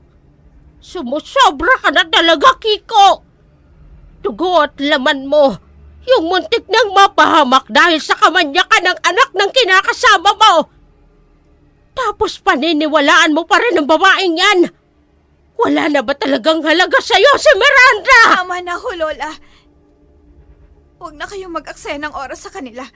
Dahil kahit kailan, hindi niya po tayo poprotektahan laban sa babaeng yan at sa anak niyang manyakis. Huwag ho kayong mag-alala, Itay. Dahil simula sa araw na to, kalimutan mo nang may anak ka. Miranda! Ano pang tinatayo-tayo mo dyan, Kiko? Umalis na tayo rito. Dahil naaalibadbaran ako sa pagmumukha ng anak mong yan. Mas naaalibadbaran ako sa pagbumuka mo.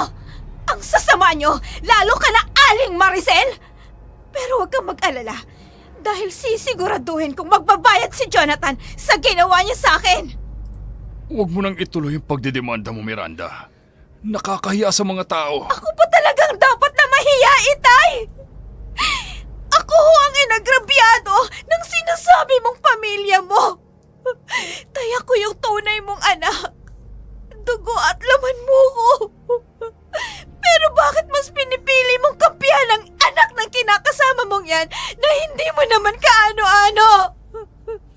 Alam mo ba, Tay? Alam mo, kung pwede lang mamili ng magulang, gagawin ko yun. Dahil nakakasuka kang ama! Nakakasuka kang maging ama! Halos sumabog sa galit si Miranda. Alam niyang wala na talagang malasakit sa kanya si Kiko bilang ama. Ngunit masakit pa rin palang harap-harapan siyang hindi pinili nito. Samantala, itinuloy ni Miranda ang pagsampa ng kaso kay Jonathan na lalo namang nagpagalit kay Maricel. Kaya naman, nag-isip ito ng paraan upang mabaling ang atensyon ng mga tao sa Maglola.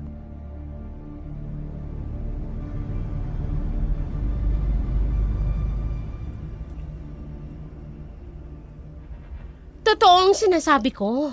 Kaya napunta dito yung maglolang yan. Pinalayas yan sa kabilang bayan. O, alam nyo ba kung bakit? Ay, bakit? Ay kasi nga, aswang daw ang maglolang yan. Meron na mga aswang ngayon? Totoo ba yan, Maricel? Ay, totoo! Hindi ba kayo nagtataka?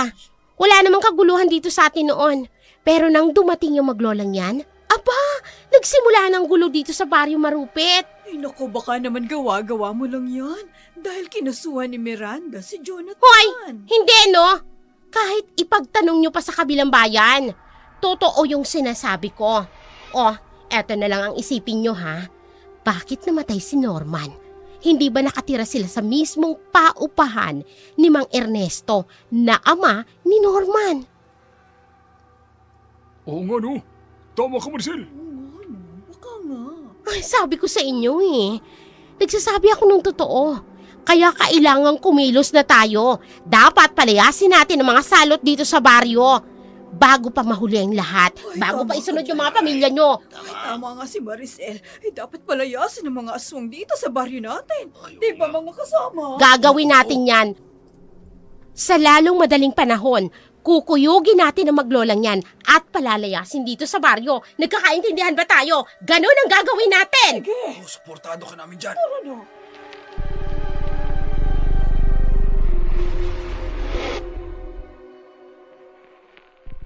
Marami ang sumang-ayon kay Maricel.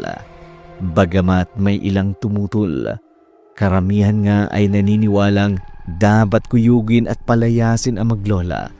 Samantala, kinahapunan, labis ang pagtataka ni Telma at Miranda nang makita ang napakaraming tao sa labas ng kanilang inuupahang bahay. Lola, ano pong nangyayari? Bakit maraming tao sa labas ng apartment natin? Hindi ko nga rin alam, Apo. Pero masama ang kutob ko. Mukhang may mangyayaring hindi maganda. Lumabas kayo dyan, Miranda! Aling Telma! Harapin niyo kami! Oo, tama! Lumabas kayo maglola! Kung hindi, pagbabatuhin namin kayo ng tuluyan! Ay, ako, luwas kayo. Hindi na talaga tumigil si Aling Maricel. Talagang hindi niya tayo patatahimikin, Lola. Ano nang gagawin natin ngayon, Apo? Lumabas ka rin yan! Labas! Mga salot! Hoy! Tama! Lumabas kayo maglola dyan! Gusto ko yung Labas! Nila tayo, Lola! Hindi kayo lalabas! Mga lumiya kayo! Lumabas kayo! Ay, Diyos ko. Naulit na naman ang nangyari sa atin sa kabilang bayan. Ano na naman bang ginawa natin ngayon para magalit sa atin ang mga taga-baryo? Ano bang problema niyo? Bakit niyo kami binabato? Dahil mga aswang kayo, kayong maglolang pumatay kay Norman. Hindi ba mga kasama? Sila ang pumatay! Oo nga! Hindi kami mamamatay tao. At lalong hindi kami mga aswang. Hoy! Lumabas kayo dyan! Mga kasama, batuhin natin ulit ang bahay at kuyugin natin ang maglolang aswang na yan! Ay, Diyos ko, Apo! Binabato na naman nila ang bahay natin! Halika, Lola. Doon tayo sa likod bahay dumaan. Ay, dahan-dahan lang, Apo. Hindi ako makalakad ng mabilis at nirarayuma ako. Pasensya na po, Lola. Pero kailangan nating makaalis kagad bago pa nila tuluyang masira ang pinto ng bahay. Mga kasama, halika kayo! Sirain natin ang pinto! Hindi pwedeng makatakas sa maglolang aswang na yan! Bilis! Dito kayo! O, kayong mga lalaki dito! Sirain ang pintuan! Sige! Sirain ang pintuan! Sipain nyo na yan para masira yan! Walang hiya ka talaga, Aling Maricel. Sige! Magbabayad siya sa mga ginagawa niyang ito sa akin, Lola! Lola. Ano ba? Ay, saan na tayo ngayon pupunta po? Ate Miranda, Lola Telma, sumunod po kayo sa akin. Bilis! Toti, Diyos ko, salamat naman at nandito ka. Bilisan niyo na po ate, sumunod po kayo sa akin. May alam akong lugar na pwede niyong pagtaguan. Bilisan niyo po, bago pa tayo makita ng mga tao. Oo, Toti. Maraming salamat at nakita mo kami. Mga kasama! Wala na dito maglolang aswang. Hanapin sila! Huwag silang hayaang makatakas! Hanapin na ninyo! Galit na galit si Maricel nang hindi niya inabutan ang maglola sa loob ng kanilang apartment. Wala silang nagawa kundi umuwi sa kanilang bahay. Doon nadatnan niya si Jonathan, nakagagaling lamang sa banyo matapos maligo.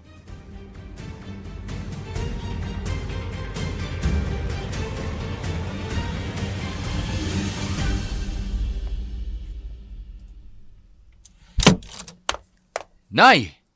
Saan ka galing? Umuwi ako kanina, wala ka rito. Huwag mo nga ako mananay-nanay dyan. Ayaw mo ng nanay ang tawag ko sa'yo ngayon, mahal? Yung bibig mo! Baka may makarinig sa'yo. Baka marinig ka ni Toti. Wala dito yung baklang yun. Kaya naman, may oras tayo para maglabing-labing na dalawa. Mahal? Ano ba? Huwag mo nga akong halikan dyan. Ano ba? Nabibwisit ako. Hindi ko naabutan ng maglolang yun. Natakasan pa ako. Hayaan mo na kasi maglolang yun. Kahit kasuhan nila ako, wala naman akong pakialam. Total, malapit na rin naman nating itumbay ang kikong yun, di ba? Ikaw naman kasi. Bakit pinagtangkaan mo pang gahasain ang Mirandang yun?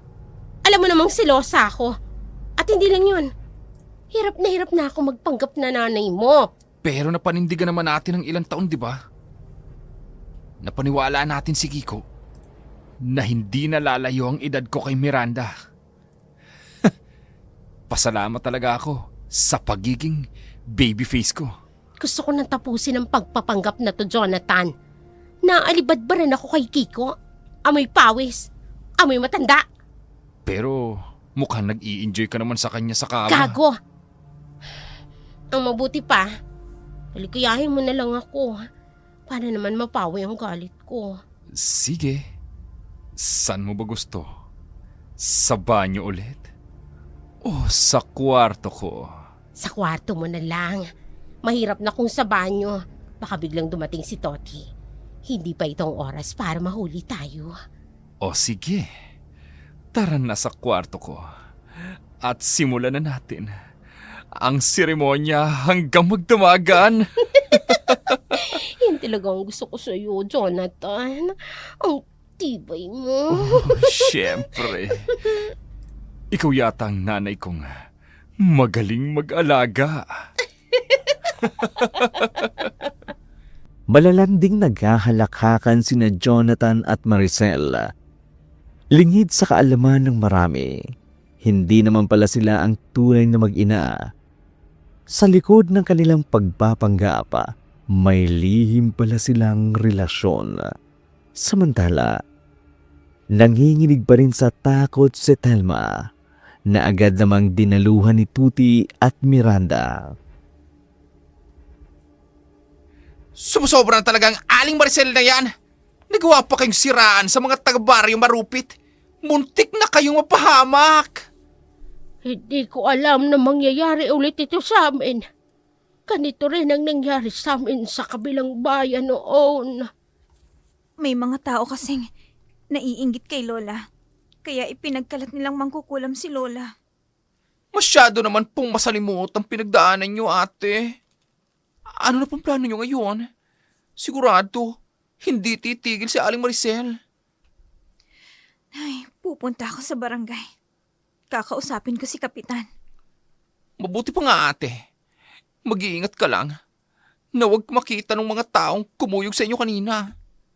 Toti, maraming salamat sa pagtulong mo sa amin ni Lola. Oo nga, Toti.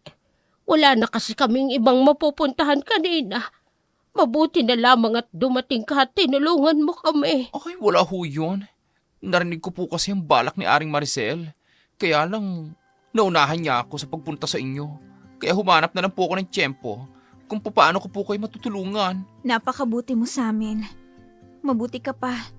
Kahit hindi ka namin kadugo, may malasakit ka sa amin. Hindi ka tulad ng tatay ko.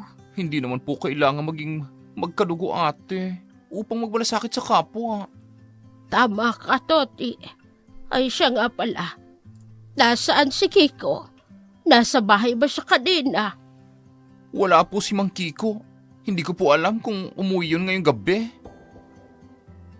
Lola, wag na po nating hanapin yung taong alam naman nating hindi nagmamalasakit sa atin.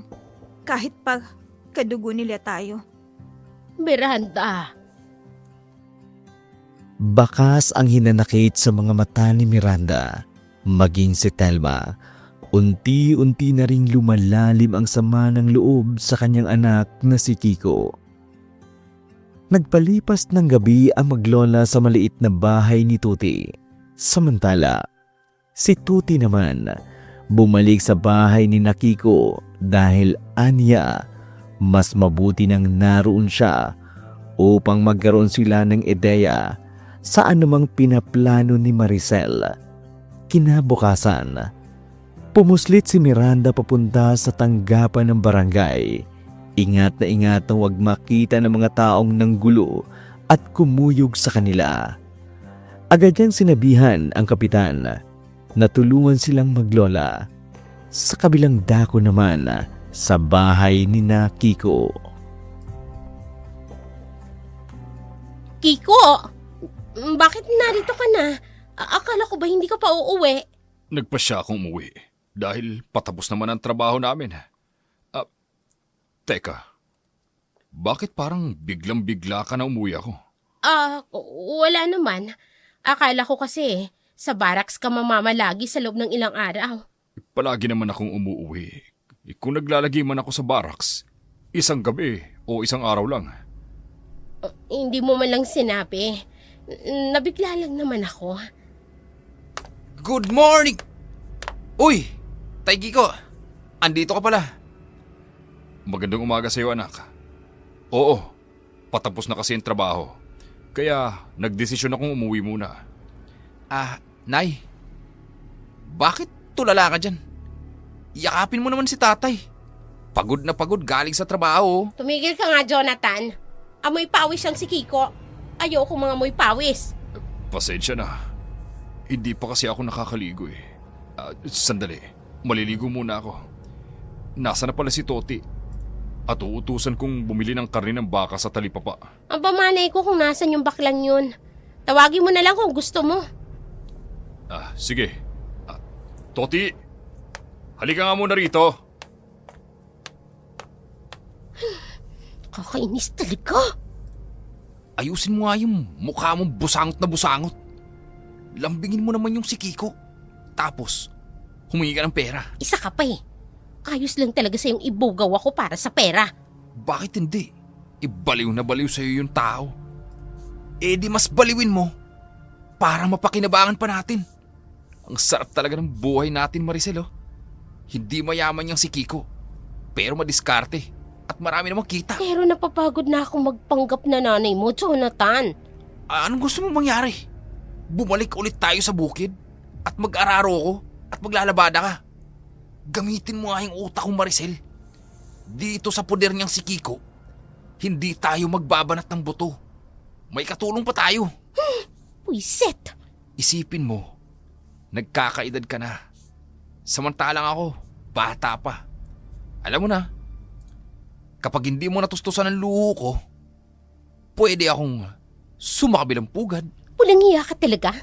Yan ang wag na wag mong gagawin, Jonathan. Kung hindi mapapatay kita. Ang dami ko nang ginasto sa'yo. Correction. Si Kiko ang maraming nagasto sa akin.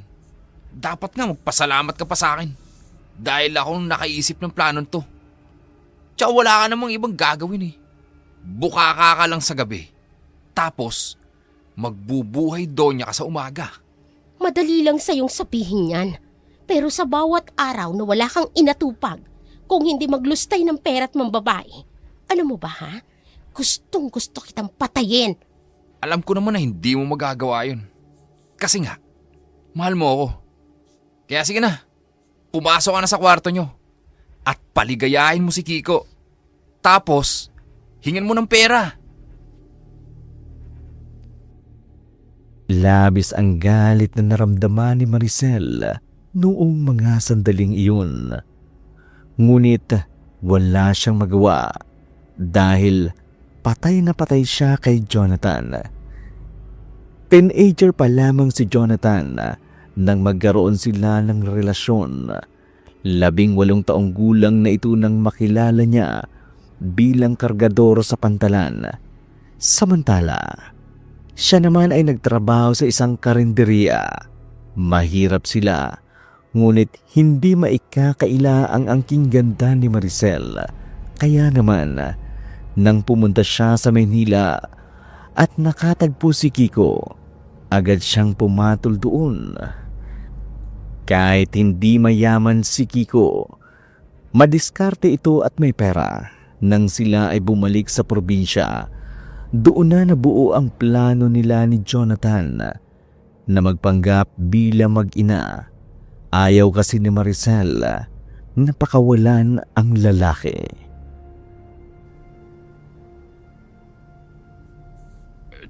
Kailangan mo ng pera. Oo, kaya bigyan mo na lang ako. Alam ko naman na may bonus ka eh. Sige, magkano ba? 15,000 lang muna. Sa susunod na yung iba. Heto, tamang-tama. Ang tira nito, ipangpapasahod ko kay Toti. Nasaan nga palang baklang yun? Bakit palaging wala dito sa bahay? Hayaan mo na. Baka may pinuntahan lang. Siya nga pala si Jonathan. Baka humingi din sa'yo ng pera. Wag mong kalilimutang bigyan yung bata. May bayarin na naman ba siya? Hindi ko alam. Baka allowance na naman. Bilhan mo nga pala yun ng bagong motor ha. Luma na kasi yung motor niya. Ay, sige. Ikukuha ko siya ng bagong motor. Talaga, Kiko? Nako, tsak na matutuwa yung anak natin kapag nagkataon. Sigurado yun. Siya nga pala. May nababalitaan akong kinuyog niyo raw sila Inay at Miranda. Ha? Oo. Kasi nabalitaan mo naman siguro yung nangyari sa anak ni Mang Ernesto. Si Norman. O hindi ba? Ano naman ang kinalaman ng anak ni Mang Ernesto? Hindi mo ba naisip, Kiko? Simula nang dumating dito yung nanay at anak mo, saka lang nagkaroon ng krimen dito sa baryo. Kaya ang hinala ng mga tao, aswang yung nanay at ang anak mo. Maricel, hindi aswang si nanay. Malay mo naman, nahawaan pala ng pagiging aswang yung nanay mo. Matagal mo na rin naman silang hindi nakakasama. Sana naman Maricel, huling beses mo na itong gagawin. Hayaan mo na sila nanay. O bakit? Mas pinipili mo ba sila kaysa sa amin ni Jonathan? Kumakampi ka sa kanila? Wala akong sinabing ganyan. Ang sa akin lang, hayaan na natin sila. Dahil lumayo na naman sila sa atin eh. Hindi. Hanggat hindi nagbibigay ng pera sa iyo yung si Miranda, buwan-buwan, hindi ko sila titigilan na maglola. Porsigido si Maricel na ututan ng pera si Miranda. Makalipas ang ilang araw, nakatanggap naman siya ng sumon dahil sa panggugulo nila sa tinutuluyan na maglola. Dahilan upang muling mag-apoy ang kanyang galit. Samantala, patuloy namang nag-iingat ang maglola dahil hindi nila alam kung ano ang susunod na plano ni Maricel laban sa kanila. Sa ngayon na Ate Miranda, mukhang tahimik naman si Aling Maricel. Hindi ako magiging kampante, Toti. Kilala ko ang babaeng yun. Mag-iisip na naman yun ng masama laban sa amin ni Lola. Kahit pa pinablatter mo na siya? Mukhang wala namang takot sa batas yun eh. Ang tigas na mukha eh. Sure ka dyan, Ate Miranda. Alam mo ba, binalhan ni Mang Kiko ng bagong motor yung si Kuya Jonathan. Kaya ayun, tuwang-tuwa ang manyak. Talagang mahal na mahal niya ang manyak na anak-anakan niya. Hindi ko rin talaga maintindihan, ate, kung bakit mas pinili si Aling Maricel at si Kuya Jonathan na hindi niya naman kaano-ano. Hayaan mo na. Matagal ko rin namang kinalimutan na tatay ko siya. Lalo na sa mga ginagawa niya. Mas lalo lang akong nagagalit sa kanya. Eh nakakagalit naman kasi talaga, ate. Parang tanga kasi yung tatay mo. Ay, sorry, Ate Miranda, ha? Wala yun. Huwag mo na ako intindihin. Ayos lang ako. Sa mga sandaling yun, lalo lamang tumindi ang hinanakit ni Miranda laban sa kanyang ama. Simula nang iwan siya nito sa pangangalaga ng kanyang lolo't lola, ni minsan hindi ito umuwi upang dalawin siya kahit noong namatay ang lolo dahil sa sakit na dulot ng labis na pagtatrabaho. Hindi man lang nagpakita ang kanyang ama hanggang nag-aral siya ng high school at college. Kinaya niya ang sarili niya, nagsikap na sinuportahan din ng kanyang lola. Kaya naman, sa tuwing may mga nagsasabi na magulang pa rin daw niya si Kiko, hindi niya maiwasang makaramdam ng galit. Sa kabilang dako naman, sa bahay ni na Maricel at Kiko. Ano ba naman, Jonathan? Huwag mo akong halikan dyan. Bakit? Gustong-gusto mo naman hinahalikan kita rito sa leeg mo, ah. Katulad nito, ang bango-bango mo talaga. Oo na, sige na. Halikan mo na ako dyan. Nanggigigil ako sa'yo eh. Ang tagal na rin nating walang bembang dahil nandito si Kiko. Kaya nga sulitin natin na hanggat wala pa siya. Tamang-tama, malamig ang gabi ngayon. Masarap magpainit. O sige, simulan na natin. Pero wag mo akong bibitinin, ha? Oo, Sige. ito na. Nakahubad na nga ako eh. Eto muna, halikan mo. Dito ka na muna. Sige.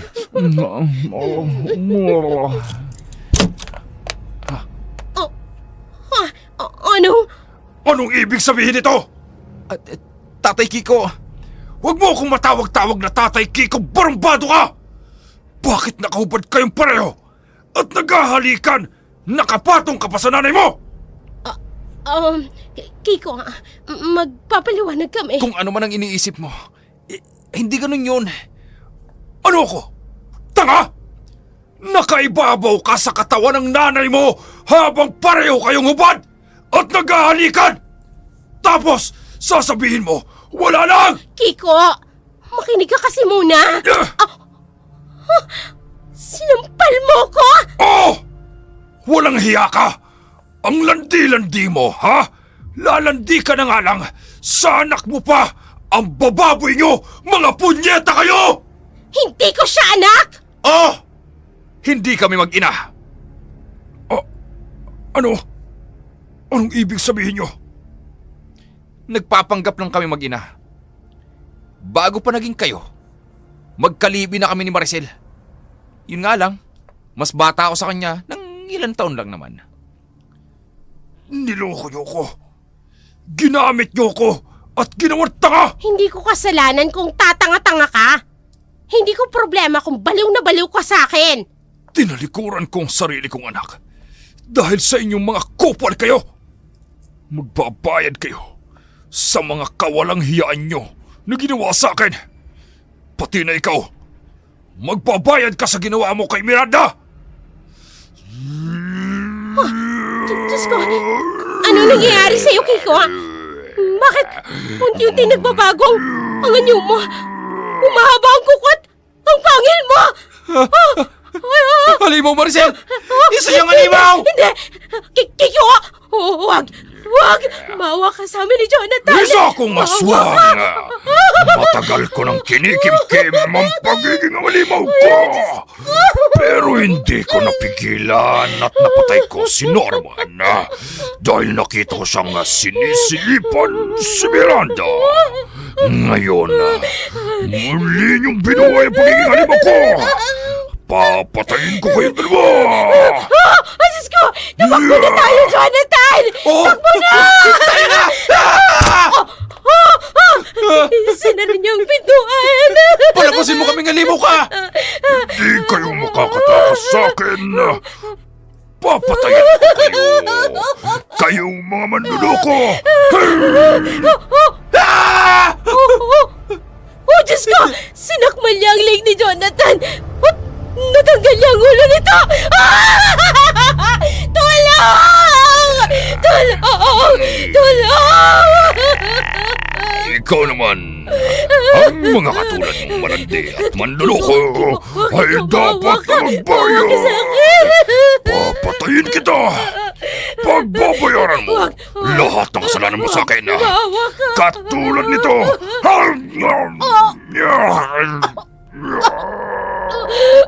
Minutas mo ang...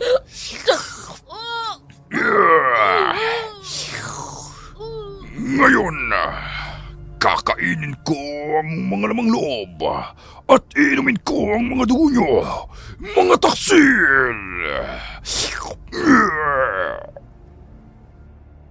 Dahil sa kaguluhang nangyari, agad na nagtungo ang mga tao sa bahay ni Nakiko. Halos himatayin si Tuti nang makitang bangkay na sina Maricel at Jonathan. Wakwak ang tiyan ni Maricel, habang pugot naman ang ulo ni Jonathan. Samantala, tulalang nakasalampak sa sahig si Kiko bago pa nasabi kay Tuti na tumawag ng mga pulis. Pagkatapos makatawag, agad namang nagtungo si Tuti kina Telma at Miranda na nooy nagtataka kung bakit maraming pulis ang nagsipagdatingan.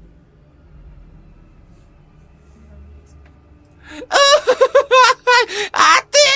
Ikarumal-dumal yung ginawang pagpatay ni Mang Kiko kay Kuya Jonathan at Aling Maricel. Ay, nakita ko pa mismo ang bangkay nila! Bakit? Ay, nakakatakot! Ano bang nangyari? Bakit humantong sa ganitong lahat, Toti? Nalaman po kasi ni Mang Kiko na hindi naman pala totoong mag-ina si Aling Maricel at Kuya Jonathan. Ay, kundi, magkarelasyon sila at nagpapanggap ng mag-ina. Ay, Diyos na mabagin! Napakahayop naman ang dalawang yon. At si Kiko naman, bakit niya dinungisan ang kanyang mga kamay? Sigurado akong makukulong si Tatay Lola. Tama ka, Miranda. Hindi ko akalaing hahantong sa ganitong lahat.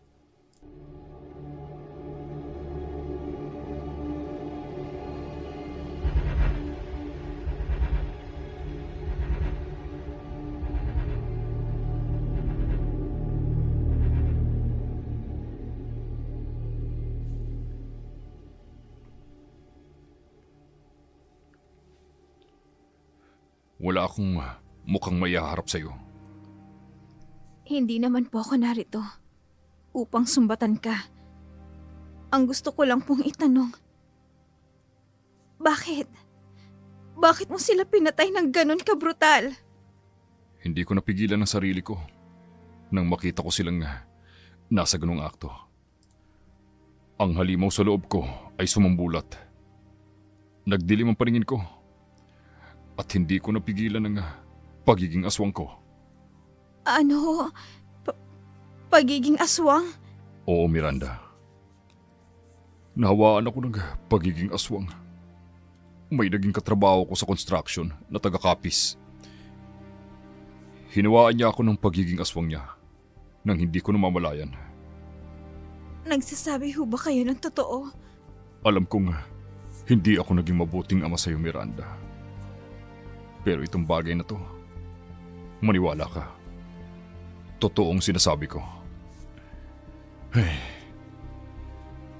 huwag mo na rin sana akong dalawin dito sa bilangguan. Talaga ho bang? Ayaw niyo na sa akin? Hindi. Ayoko lang na abalahin ka pa dahil hindi ako karapat-dapat sa oras mo. Lumaki ka nang wala ako sa tabi mo. Dahil nagpakatatay ako sa walang hiyang Jonathan na yun. Pero hindi ibig sabihin nun, Miranda, nakalimutan na kita. Pumunta ka sa bahay. Kunin mo ang bag ko sa drawer ko. Naroon, may ATM dun. Ang lahat ng laman nun ay para sa'yo. Inipon ko ng patago.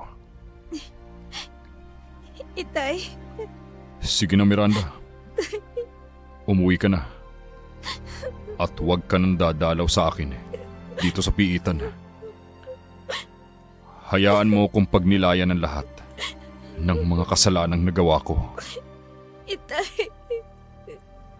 Inyong napakinggan ang isa na namang kwentong katatakutan. Sabi nga, huwag ninyong galitin ang inyong mga anak, kundi palakihin ninyo sila sa disiplina at aral ng Panginoon. Sa kwento na ating napakinggan, si Kiko hindi naging mabuting halimbawa bilang ama at ito ay nagdulot ng malaking sugat sa puso ni Miranda. Laging tatandaan, hindi lahat ng sinasabi ng mga tao ay totoo, tulad ng mga tsismis na kumakalat tungkol kay Lola Telma. Maraming beses tayong naging biktima ng mga kwentong walang basihan at akusasyon. Gaya ng dating kasabihan, ang dila ay walang buto pero nakapuputol ng buto. Sa huli, ang pagmamahal ng pamilya at ang katotohanan ang siyang magtatagumpay. Kahit pa maraming pagsubok, si Miranda ay nanatiling matatag dahil sa walang kondisyong pagmamahal ng kanyang lola. Muli, kami po ay taus-pusong nagpapasalamat sa inyong patuloy na suporta. Hanggat nariyan kayo, kami rin po ay hindi titigil sa paghahatid ng mga makabuluhang kasaysayan at mga kapanapanabik na kwentong katatakutan.